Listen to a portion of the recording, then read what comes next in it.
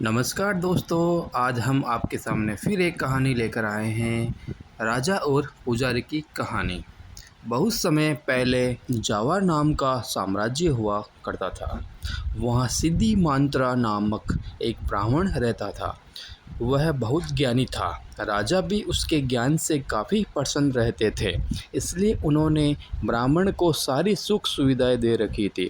कुछ समय बाद सिद्धि मांत्रा ने एक खूबसूरत कन्या के साथ शादी कर ली। विवाह के कुछ समय बाद उन्हें एक बेटा हुआ जिसका नाम मानिक रखा गया। सिद्धि मांत्रा का बेटा मानिक जैसे जैसे बड़ा होता गया, उसकी भी बुद्धि अपने पिता के जैसे बढ़ती चली गई। मानिक के ज्ञान से राजा भी काफ़ी प्रसन्न रहते थे। धीरे धीरे कर मानिक को पूरे राज्य में अपने पिता जैसा सम्मान मिलने लगा। इतनी अच्छाई होने के साथ साथ मानिक की एक बुरी आदत थी। वह दिन रात जुआ खेलता था। इस खेल में वह ऊंची बोली लगाने के बावजूद भी हार जाता था। धीरे धीरे करके उसने अपने माता पिता की सारी संपत्ति जुए में बर्बाद कर दी। यही नहीं, इस खेल के चलते उसने कई गांव वालों से भी उधार लेना शुरू कर दिया। ये सब देख उसके माता पिता काफ़ी दुखी रहते थे। लाख कोशिशों के बावजूद भी वे अपने बेटे के इस गंदी आदत को नहीं छुड़वा पाए। एक दिन गांव के लोगों ने मानिक से अपने उधार चुकाने के लिए कहा। मानिक तुरंत अपने पिता के पास पहुंचा और कहा, पिताजी मेरी मदद कीजिए, आप तो इतने ज्ञानी हैं, कृपया कर मुझे कुछ रास्ता बताइए। सिद्धि मांत्रा से अपने बेटे का यह दुख देखा नहीं जा रहा था। वह अपने पुत्र को दुखी देख बहुत व्याकुल हो रहे थे।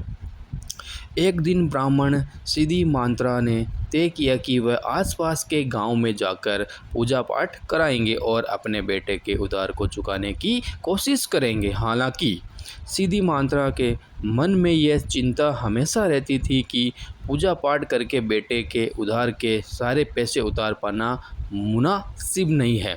एक दिन यही सब सोचते सोचते सिद्धि मांत्रा को नींद आ गई। तभी उन्होंने सपना देखा कि पूर्व दिशा की ओर एक ज्वालामुखी पर्वत है जिसमें एक बड़ा सा खजाना छिपा हुआ है। इसकी देखभाल नागा बेसुकी नाम का एक आदमी करता था। उस सपने में उसे यह पता चला कि उसे नागा बेसुकी से मदद मांगनी चाहिए। जब सिद्धि मांत्रा की नींद खुली तो वह काफ़ी चकित हुआ। उसने तुरंत सारी बातें अपनी पत्नी को बताई। सिद्धि मांत्रा की बात सुनकर उसकी पत्नी ने कहा कि एक बार हमें इस बारे में पता करना चाहिए, शायद हमें सच में मदद मिल जाए। उसने कहा, चलिए हम दोनों साथ चलते हैं। आखिरकार सारे लाड प्यार ने मानिक को बिगाड़ रखा है।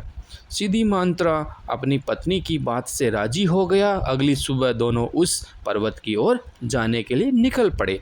ज्वालामुखी पर्वत की ओर जाते समय सिद्धि मांत्रा और उसकी पत्नी दोनों को कई तरह के कष्ट झेलने पड़े, लेकिन उन्होंने सभी तकलीफ़ों को सहन किया और अंत में उस पर्वत के पास पहुंच गए। वहां पहुंचकर ब्राह्मण ने मंत्र पढ़ते हुए घंटी बजानी शुरू कर दी। तभी वह नागा बेसुकी नामक व्यक्ति उपस्थित हुआ। सिद्धि मांत्रा और उसकी पत्नी ने झुककर नागा बेसुकी को प्रणाम किया और अपनी परेशानी बताई। नागा बेसुकी शांत होकर उनकी बातें सुन रहा था। उसे पता था कि ब्राह्मण सिद्धि मांत्रा बहुत ज्ञानी और भगवान के बहुत बड़े भक्त है।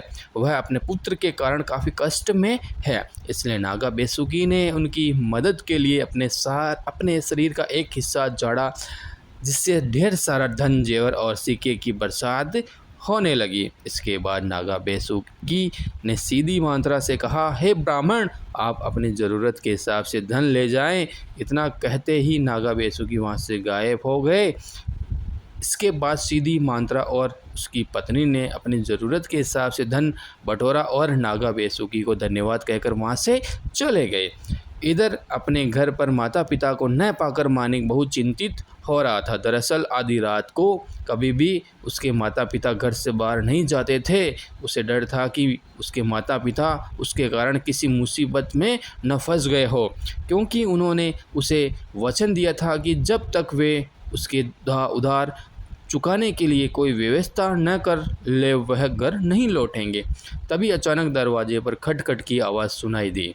मानिक दौड़कर दरवाज़ा खोलने पहुंचा। उसने देखा कि उसके माता पिता लौट आए थे। यह देखकर वह बहुत खुश हुआ। उसने तुरंत उनसे पूछा कि वे कहाँ गए थे, लेकिन उन्होंने मानिक के प्रश्न को टाल दिया और उससे दूसरी बात करने लगे। अगली सुबह उन्होंने मानिक को ढेर सारा धन दिया और कर्ज चुकाने के लिए कहा। अपने माता पिता के पास इतना सारा धन देखकर मानिक को काफ़ी आश्चर्य हुआ। उसने उनसे पूछा कि इतना सारा धन कहाँ से आया, लेकिन उन्होंने उसे कुछ नहीं बताया। अंत में मानिक को अपनी गलती का एहसास हुआ और उसने अपने माता पिता से माफ़ी मांगी और उन्हें वचन दिया कि वह अब दोबारा ऐसी गलती नहीं करेगा। इसके साथ ही वह अपने पिता के साथ पूजा पाठ में जुट गया। इस कहानी से हमें यह सीख मिलती है कि हर किसी को अपनी गलतियों को सुधारने का मौका मिलना चाहिए, क्योंकि जो अपनी गलती सुधार लेता है वही एक अच्छा इंसान बनता है। दोस्तों, आपको ये हमारी कहानी अच्छी लगी होगी। धन्यवाद।